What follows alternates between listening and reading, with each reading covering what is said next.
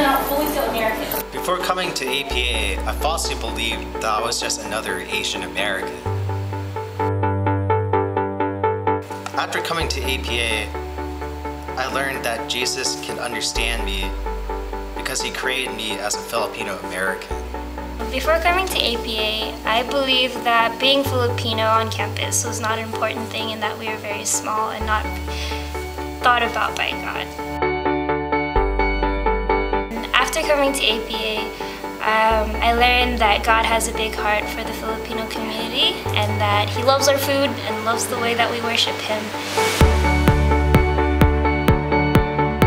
Before I went to APA, I really believed in having myself look perfect, having myself be this perfect person for my family, my friends, my Asian ethnicity, and for God. After leaving APA, I realized that God loves me for who I am. God loves me for all my shame, for all my sins. Before APA, I was oblivious to what my parents did for me. But after I came out of APA, I realized the significance in appreciating and honoring my parents. The lie was that I didn't believe racism affected me at all in my life. At APA, God gave me insight on how my parents' past experiences have inked me, and that I experience their past struggles through the form of second-generation racism.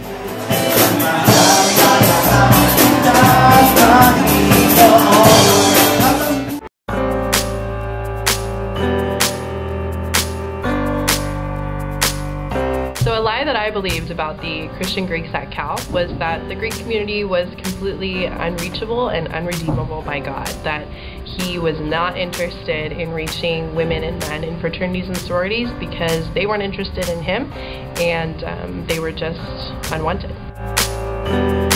A truth that God spoke into my heart during a Greek conference was that no part of campus is unredeemable, that God is interested in all students of all sectors of the campus, including women and men in sororities and fraternities. One lie I believed about my identity was that I didn't know how my sorority life and my relationship with Jesus could mix. One thing that God revealed to me at Greek conference was that Jesus really wants to reveal Himself in unconventional and unexpected ways, and these ways can be in places like sororities and fraternities that are usually associated with things of this world.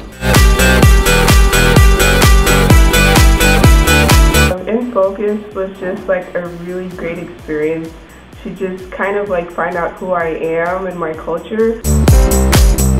I feel like coming out of In Focus, like I just appreciate people's culture and where they come from like a lot better. Culture is such a beautiful thing.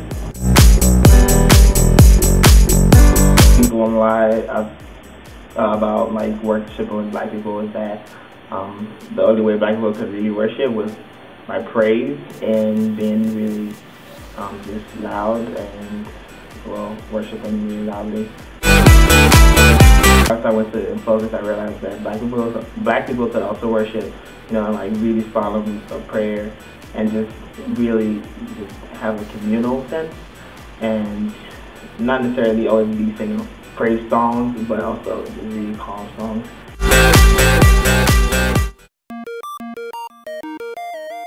Like the first day was sort of this theme of exile. I mean, I felt rocked coming in the first couple weeks. Making friends was a bit tougher than I thought it would be, and classes were way tougher than I thought they'd be. But at times I didn't know where I could find, as before, this sort of inner strength.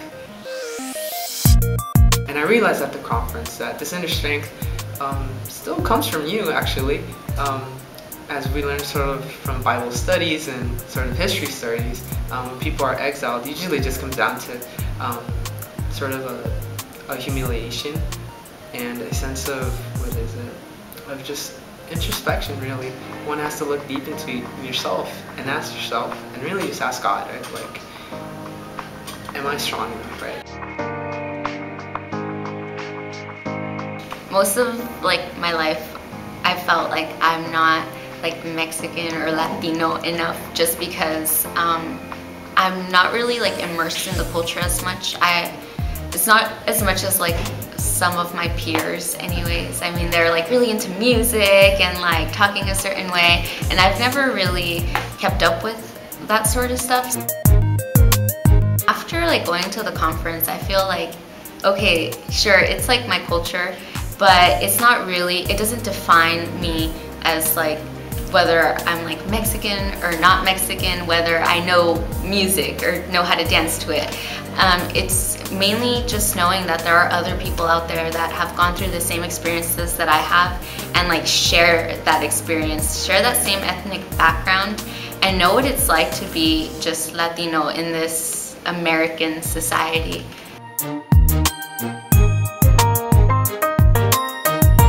The biggest narrative, like most white people came into WhiteCon going was that we didn't have anything to bring to the table for racial reconciliation, that this wasn't something that we were really a part of or that we were welcome to participate in. I think that white people do have a culture, that we are like a distinct group intentionally made by God to like see sort of an image of, to explore a facet of Jesus Christ. As a white person in CCF, I feel like I've already begun to know what it means to be white.